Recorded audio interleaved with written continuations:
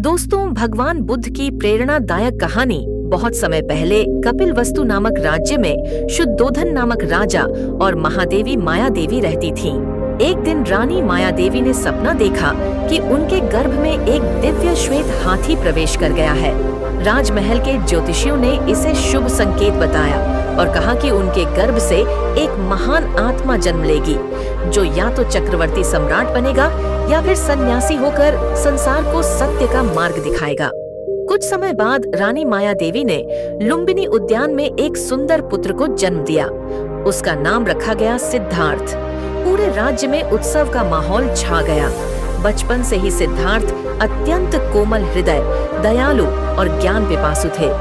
राजा शुद्धोधन चाहते थे कि सिद्धार्थ बड़े होकर एक महान राजा बने, इसलिए उन्होंने यह सुनिश्चित किया कि सिद्धार्थ को कभी दुख, रोग, बुढ़ापा या मृत्यु जैसे जीवन के कठोर सत्य न दिखे। महल में उनके लिए सुख सुविधाओं की कोई कमी नहीं रखी गई, लेकिन सत्य को कब तक छिपाया जा सकता था? 4 दृश्य जिन्होंने जीवन बदल दिया।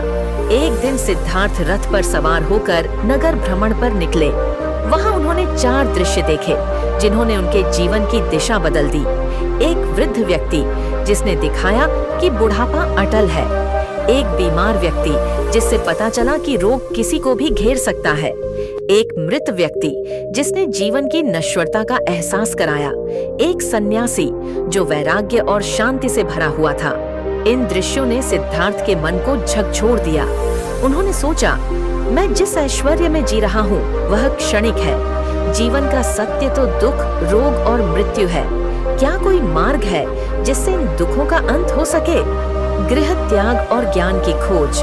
29 वर्ष की आयु में पत्नी यशोधरा और पुत्र राहुल को छोड़कर सिद्धार्थ ने रातों रात महल त्याग दिया।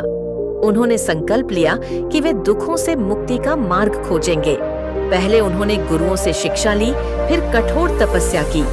वर्षों तक वे जंगलों में भटकते रहे, उपवास करते रहे, कठिन साधनाएं की, लेकिन उन्हें अनुभव हुआ कि न तो विलासिता से और न ही कठोर तपस्या से सत्य की प्राप्ति होती है।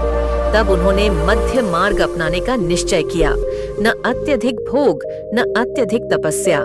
ज्ञान की प्राप्ति बोध गया में बोधि वृक्ष के नीचे गहन ध्यान में लीन होकर सिद्धार्थ ने संकल्प लिया, जब तक परम ज्ञान प्राप्त नहीं होगा मैं यहाँ से नहीं उठूंगा। लंबे ध्यान और आत्मचिंतन के बाद पूर्णिमा की रात उन्होंने ज्ञान की प्राप्ति की। वे बुद्ध कहलाए, अर्थात जागृत प्रबुद्ध पुरुष। धर्म चक्र प्रवर्तन ज्ञान प्राप्ति के बाद बुद्ध ने सारनाथ के मृगदाव में अपने 5 साथियों को धर्म का उपदेश दिया। यही उनका पहला प्रवचन था, जिसे धर्म चक्र प्रवर्तन कहा गया। उन्होंने 4 आर्य सत्य बताए। जीवन दुखमय है। दुख का कारण तृष्णा है। तृष्णा का अंत ही दुख का अंत है। अष्टांगिक मार्ग पर चलकर मुक्ति प्राप्त की जा सकती है। करुणा और समानता का संदेश। भगवान बुद्ध ने किसी जाति, धर्म, ऊंच नीच में विश्वास नहीं किया। उनके संघ में हर जाति और वर्ग के लोग शामिल हुए। वे कहते थे, अहिंसा सबसे बड़ा धर्म है।